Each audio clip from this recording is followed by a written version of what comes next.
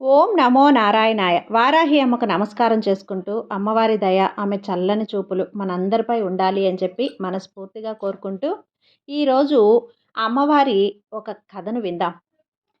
లక్ష్మీదేవి దేవతలు నిర్దేశించు ప్రతి కార్యము కూడా కారణ సహితమే. ఇప్పుడు విష్ణువు శిరస్సు ఇలా తెగిపడటం కూడా ఒక సకారణమే. ఒకనాడు విష్ణువు లక్ష్మీదేవిని అవహేళన చేశాడు. అందుకు ఆమె ఆగ్రహించింది. ఆమెలో తామస గుణం విజృంభించింది. ఆ తర్వాత లక్ష్మీదేవి విష్ణుమూర్తిని, నన్ను చూసి నవ్విన నీ శిరస్సు తెగిపోవుగాక అని శపించింది. ఆమె సంకల్పము వల్లే ఇప్పుడు ఈ హరి శిరస్సు తెగి సముద్రంలో పడింది.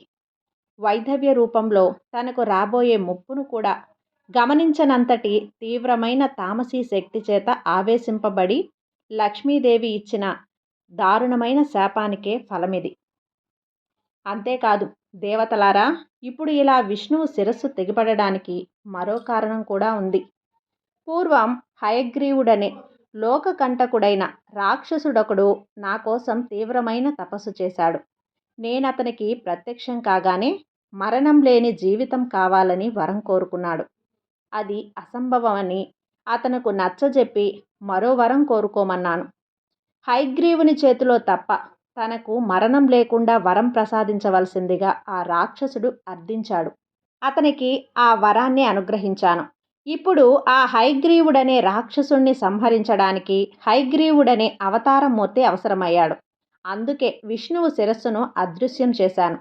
మీరు విచారించకండి. గుర్రపు తలను తెచ్చి శ్రీహరి శరీరానికి సంధించండి. విష్ణువు హయగ్రీవుడై అవతరిస్తాడు. రాక్షస సంహారం సాగిస్తాడు.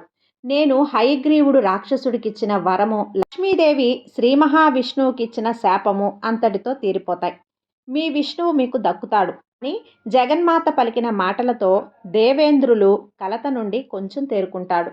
కర్తవ్యం వైపుగా కదలిక సాగించారు. దేవి ఆదేశం మేరకు హయశీర్షం ఒకటి తెచ్చి విష్ణువు మొండానికి అతికించారు. విష్ణువు హయగ్రీవుడై కనులు తెరిచి జగన్మాత మాయా విలాసాన్ని, జగన్నాటకంలో తన పాత్రను గుర్తించి హయగ్రీవ రాక్షసుణ్ణి సంహరించి లోక కళ్యాణం కలిగించాడు. ఆ తర్వాత హయగ్రీవుడైన విష్ణువు 1000 సంవత్సరాలు జగన్మాతను గురించి తపస్సు చేసి సర్వ విద్యలకు అధిదేవుడయ్యాడు. అగస్త్యునికి లలితా తత్వాన్ని బోధించాడు. వసిన్యాది వాగ్దేవతల నోట వెలువడిన లలితా సహస్రనామ వైభవాన్ని తానందుకొని పరమేశ్వరుణ్ణి దర్శించి ఆమె అనుగ్రహంతో ఆ అనంతనామ వైభవాన్ని అగస్త్య మహర్షికి బోధించాడు. తరతరాల మానవులు తరించడానికి దారి చూపాడు. సత్వగుణ సంపన్నుడైన శ్రీ మహావిష్ణువు తల తెగిపడటం, హయగ్రీవుడై లోక కార్యాద్యుడై దేవీ తత్వాన్ని ప్రబోధించడం ఆ పరాశక్తి మాయావిలాసమే. హయగ్రీవుని వృత్తాంతం విన్నవారికి సకల శుభాలు కలుగుతాయి. లక్ష్మీదేవి తొందరపాటుతో పెట్టిన శాపం కూడా లోక రక్షణార్థమే అని వివరించడం జరిగింది. ఎంతో మధురమైనటువంటి మధుకైటబుల కథ. సృష్టి సమయంలో మధు మరియు కైటబ రాక్షసులు బ్రహ్మ నుండి వేదాలను దొంగలించారని, వాటిని అదిమ సముద్రపు నీటిలో లోతుగా నిక్షిప్తం చేశారని భాగవత పురాణం పేర్కొంది. విష్ణువు హయగ్రీవుడుగా తన స్వరూపంలో వారిని చంపి వేదాలను తిరిగి పొందాడు. మధు మరియు కైటబ శరీరాలు 2 సార్లు 6గా విచ్ఛిన్నమయ్యి ఇది 12 ముక్కలుగా ఇది భూమి మీద 12 భూకంప ప్రకంపనాలను సూచిస్తాయి.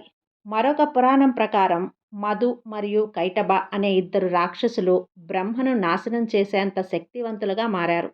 అయితే బ్రహ్మ వారిని గుర్తించి సహాయం కోసం మహామాయాదేవిని వేడుకున్నాడు.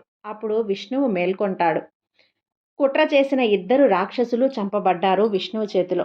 ఇది విష్ణువును మధుసూదన అని పిలవటానికి దారితీసింది. మధు యొక్క హంతకుడు మరియు మహామాయ కైతాబి అని పిలువబడింది. దేవీ భాగవత పురాణం ప్రకారం మధు మరియు కైటబ విష్ణువు యొక్క చెవిలో గులివి నుండి ఉద్భవించారు. దేవత మహాదేవికి అంకితం చేయబడి సుదీర్ఘం తపస్సు చేశారు. దేవత వారికి అజేత మరియు స్వచ్ఛంద మరణం యొక్క వరాలను ఇచ్చింది. గర్విష్ఠులైన రాక్షసులు బ్రహ్మపై దాడి చేయటం ప్రారంభించారు. బ్రహ్మ విష్ణు సహాయం కోరాడు, కానీ గాఢమైన ధ్యాన నిద్రలో ఉన్న విష్ణువును మేల్కొల్పలేకపోయారు. బ్రహ్మ అప్పుడు మహాదేవిని ప్రార్థించాడు. ఆమె విష్ణువును మేల్కొల్పడానికి సహాయం చేసింది. ఆ తర్వాత ఇద్దరూ రాక్షసులు విష్ణువుతో పోరాడి ఓడిపోలేదు. మహాదేవి సలహా మేరకు విష్ణువు ఇద్దరు రాక్షసులను నాశనం చేయటానికి ఒక ఉపాయం చేశాడు. విష్ణువు ఇద్దరు రాక్షసుల శక్తులను మెచ్చుకొని వారికి వరాలను ప్రసాదించినందుకు సంతోషించినట్లు చెప్పాడు. ప్రగల్భాలు పలికిన రాక్షసులు విష్ణువుపై తమ విజయాల గురించి గర్విస్తూ బదులుగా అతనికి వరాలను ఇవ్వటానికి సిద్ధంగా ఉన్నారని చెప్పారు. విష్ణువు చాకచక్యంగా మధు మరియు కైటబను ప్రాణాల కోసం అడిగాడు. మరియు వారు తమను తాము చంపుకోవటం ద్వారా కోరికను తీర్చమన్నాడు. స్వచ్ఛంద మరణాన్ని వరంగా ఇవ్వమని వారిని అడిగాడు విష్ణువు. ఇచ్చిన మాట ప్రకారం వారు ప్రాణత్యాగం చేశారు. ఇదే మధు కైటబుల కథ. ఓం నమో నారాయణాయ. జై వారాహి మాత.